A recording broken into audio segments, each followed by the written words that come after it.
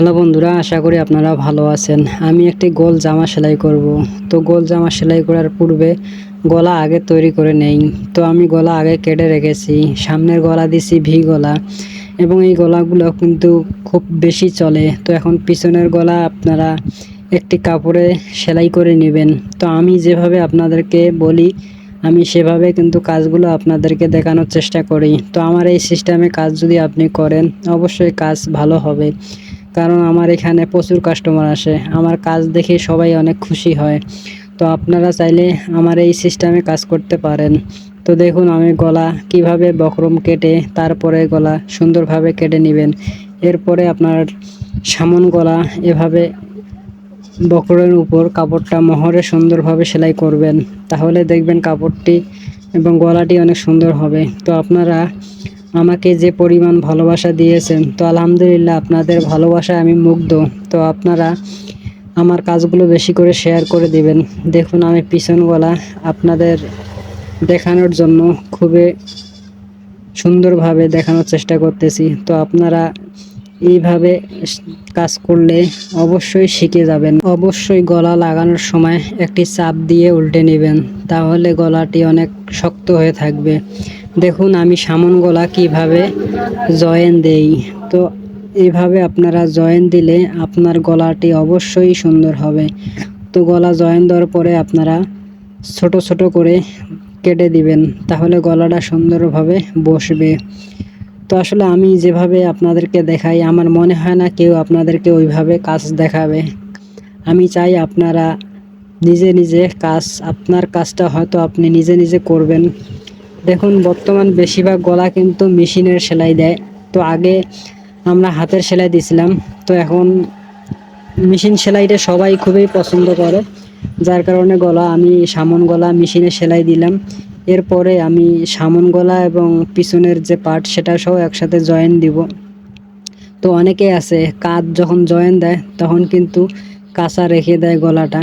তো আপনারা পিছন গলাটা এইভাবে মোহরে সেলাই দিলে আপনার কাঁধ কখনো কাঁচা হয়ে থাকবে না। আর একটা বিষয় খেয়াল করবেন, যখন কাঁধটা কাঁচা হয়ে থাকবে তখন কিন্তু সুতা উঠবে। তো আপনারা এভাবে জয়েন দিয়ে দেওয়ার পরে পিছন গলাটা মেশিনে সেলাই করে নেবেন। তো দেখতে পাচ্ছেন আপনারা আমি কিভাবে কাজ করি। তো আমার এই ভিডিওগুলি আপনারা বেশি বেশি করে শেয়ার করে দিবেন। তো অল্প দিনে আপনারা যে পরিমাণ আমাকে ভালোবাসা দিয়েছেন, তো আপনাদের ভালোবাসায় অবশ্যই আমি কৃতজ্ঞতা থাকব। তো দেখুন আমি যেহেতু এটা গোল জামা সেলাই করব, তো সামনের সাইডের আপনার যে মাপ, সেই মাপ অনুযায়ী আপনারা চাকান দিয়ে রাখবেন। তো আমি চাকান দিয়ে রেখেছি, তো ওই অনুযায়ী আমি সাইড সেলাই করেছি। তো অবশ্যই সাইড যখন সেলাই করবেন তখন আঁকা বাঁকা যেন না হয়। তো দেখুন আমার সাইড সেলাই করা শেষ হয়ে গেল।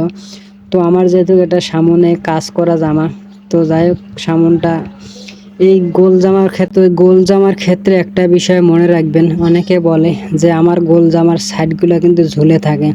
তো প্রচুর পরিমাণে আপনারা এটা জিনিস খেয়াল রাখবেন, সাইড যেন কোনোভাবে ঝুলে না থাকে। আর একটা জামার যদি সাইড ঝুলে থাকে, জামাটা কিন্তু দেখতে খুবই খারাপ দেখা যায়। অবশ্যই আপনারা বেশি করে 3 ইঞ্চি পরিমাণ সাইডটা বেশি করে কাটবেন, তাহলে দেখবেন যে ধোয়ার পরে আপনার সাইডে ঝুলবে না। তো এইভাবে আপনারা নিচে 1/2 ইঞ্চি একটু বেশি করে নেবেন, সেলাই দিবেন। তো এখন দেখুন আমি হাতা কিভাবে সেলাই করি। তো হাতা সেলাই করার সময় অবশ্যই আপনারা নিচে যে যতটুকু ভাঙছেন ঠিক ততটুকুই আপনাকে ভাঙতে হবে। এবং আমি হাতার মুখ এখানে 10 ইঞ্চি দিছি। তো আপনারা যখন মাপ দিবেন অবশ্যই আপনার যে মাপ সেই অনুযায়ী আপনি মাপ দিবেন। যেহেতু আমি এটা 10 ইঞ্চি, তো সেইভাবে আমি দিতেছি।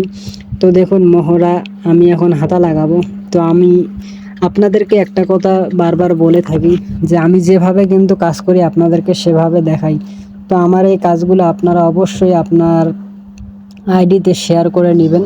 নেওয়ার পরে আপনারা যখন হয়তো ভুলে যাবেন কাজ করার সময়, তখন হয়তো ভিডিওটি দেখলে আপনি কাজটি আরও সহজে করতে পারবেন। তো আমার এই সিস্টেমে আপনারা অবশ্যই কাজ করলে আমি আশাবাদী যে আপনারা ভালো কিছু করতে পারবেন।